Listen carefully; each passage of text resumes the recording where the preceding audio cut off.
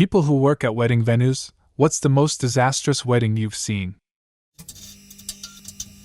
Not disastrous, but definitely the most awkward. I bartend at the wedding venue in town. Most the time it's simple and the people are ordinary. The last wedding of last year we worked was by far the weirdest group of people I had ever witnessed. Imagine a room full of 200 people that were probably outcasts in high school and had never been to a party before.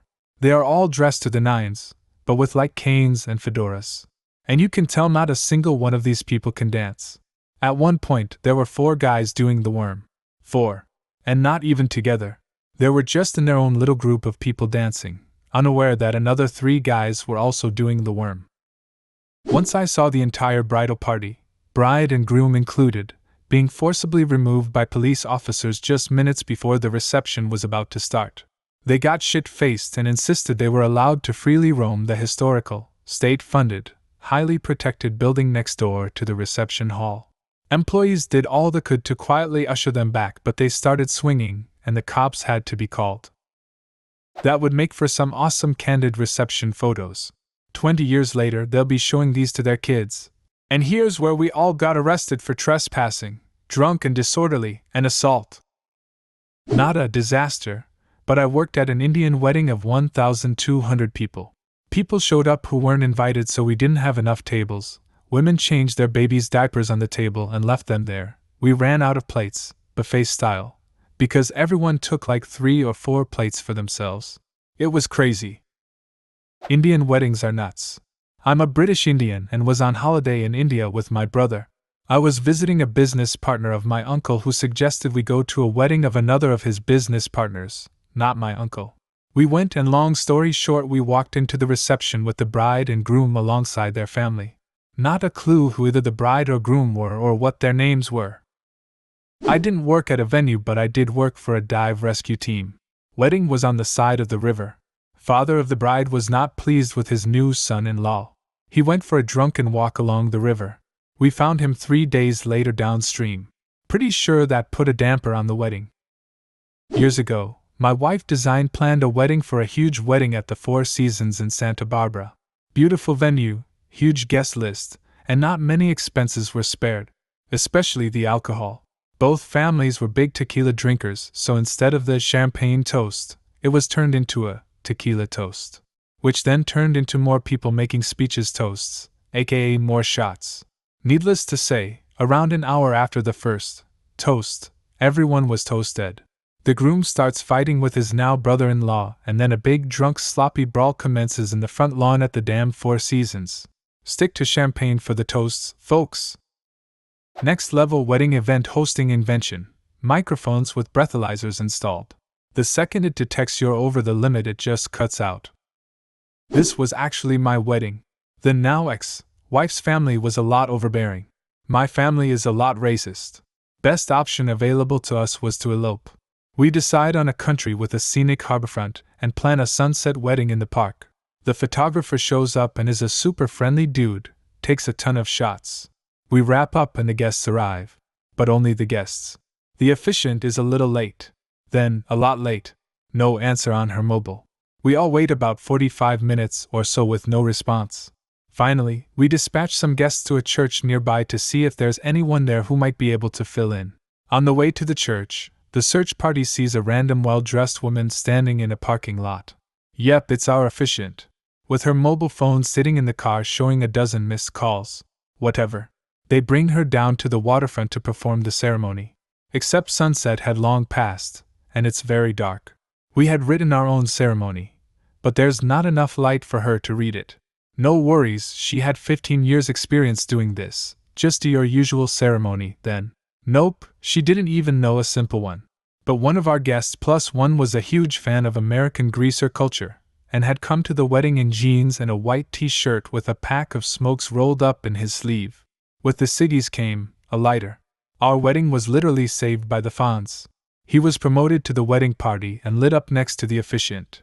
Of course, holding a cigarette lighter while it's burning tends to get a bit hot, so we would have periodic breaks in the short ceremony where everyone was plunged into darkness for a few seconds while Fonz switched hands. Since we were waterfront and had an open flame, we started to attract a cloud of bugs. Sensing a free wedding buffet, the bugs attracted bats. Giant fucking bats swooping down on the wedding party. We wrapped up quick and noped on out of there. The reception was a quick toast, followed by a seafood platter that was unfortunately too large to fit in anyone's refrigerator, resulting in the bride, and one assumes other guests, we didn't ask, spending the entire wedding night locked in the bathroom while their insides fought to GTFO. And that photographer who took all those shots? I meant that literally. Dude was drunk of his ass, but pretty good at hiding it. Couldn't hide his work though. We had 16 rolls of film, and got them developed back in the US. Only one picture worked, the bride and I holding hands where only our hands were visible in the frame. Every single other shot was either out of focus, had heads cut off, was only one of us or part of one of us and all of the other, or just our asses. It was amazing how the dude couldn't get more than one good photo out of hundreds of attempts. It was still better than dealing with our families. I'm a wedding photographer, but by God, I'm gonna answer this question too. A couple of years ago, I was shooting a small wedding of maybe 40 people or so. Let's call the groom Jeff. So, I had photographed Jeff and his family before. I did a family photo session for them maybe 6 months earlier, and knew he was a really out there person who didn't really put any effort into planning events, and just waited until the last minute to do things. My interactions were with Jeff exclusively in the past, so it didn't surprise me when he called me to shoot his wedding 2 months before the date. What did surprise me was how different his finance, let's call her Mary, looked when we sat down to go over details of the wedding. She didn't look anything like I remembered, and with good reason. It was a different woman. The woman I photographed his family photos with? Let's call her Nicole. It's relevant at the end of the story. No big deal. Stuff happens. Roll with the punches, right? Well, it turns out, this wedding came about as haphazardly as you would expect, and I'm not exaggerating when I say it had 4 of the most cringe-worthy wedding moments I've ever seen. First, the justice of the peace never showed up. Now, if you've been to a wedding, you know this is a terrible, terrible thing. Or, at least it would have been if the bride's sister didn't get up and decide, screw it, I'll be the JP, pull out an iPhone and while standing at the front of the hall with the bride and groom, say, "Hey Siri, how do you officiate a wedding?" Thankfully, Google was there for her, and she read the step-by-step instructions on the phone, and there was our ceremony. Now, normally, this would be the low point of the evening. But not this night. Nope. Next we get the beautiful toast by the mother of the bride. Now, the mob and most of the bride's family speak Spanish, and that's not a big deal as it happens, but from what we were told through the translator, the speech largely involved advice to the new couple that marriage will lead to fights and disagreements, but to keep them out of the bedroom because that's where the magic happens. There were noticeable groans when she reached this point in both the Spanish version and English translation. The bride, herself, appeared horrified.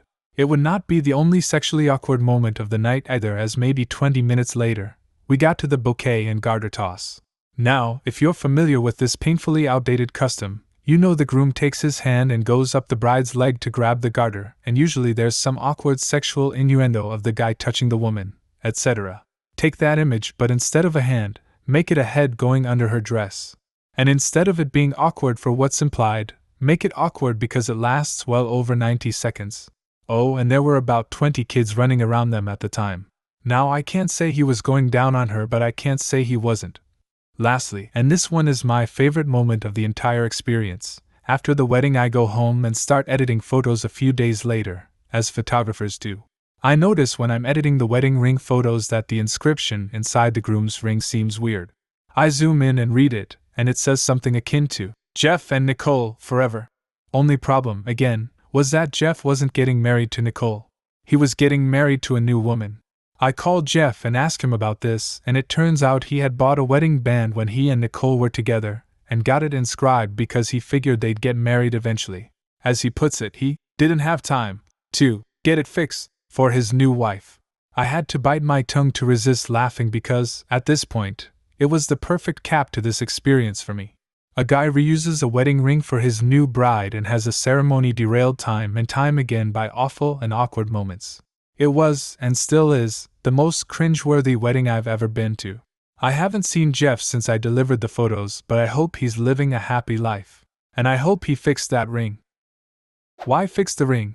A legal name change is cheaper, I think.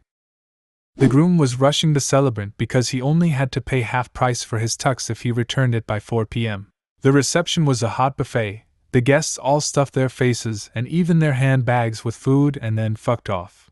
The ceremony and reception all took place in under 15 minutes. Happiest day of their lives. Do you have a similar story? Leave a comment and subscribe to the channel if you want to see more videos like this one.